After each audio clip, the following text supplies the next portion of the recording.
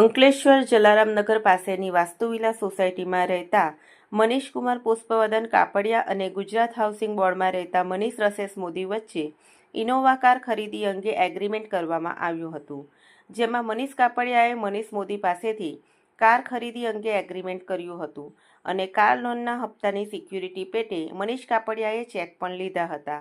જોકે કોઈ કારણસર આ એગ્રીમેન્ટ રદ કરવામાં આવ્યું હતું, પરંતુ મનીષ કાપડિયાએ મનીષ મોદીએ આપેલ ચેક બેંકમાં જમા કરાવ્યો હતો, જે રિટર્ન થતાં મનીષ કાપડિયાએ અંકલેશ્વરના ત્રીજા એડિશનલ ચીફ જ્યુડિશિયલ મેજિસ્ટ્રેટ વાય.બી. પટેલની કોર્ટમાં મનીષ રસેસ મોદી વિરુદ્ધ નેગોશિયેબલ ઇન્સ્ટ્રુમેન્ટ એક્ટની કલમ 138 મુજબ ફરિયાદ દાખલ કરી હતી.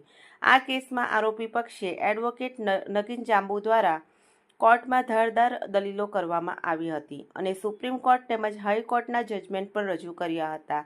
આ અંગે એડવોકેટ નગીન જાંબુએ જણાવ્યું હતું કે કાર એગ્રીમેન્ટ રદ થયા બાદ તેમની વચ્ચે થયેલા તમામ કરાર રદ થઈ ગયા હતા અને કોર્ટે યોગ્ય પુરાવા અને દલીલોને માન્ય રાખીને આરોપી મનીષ રસેસ મોદીને નિર્દોષ જાહેર કર્યા હતા.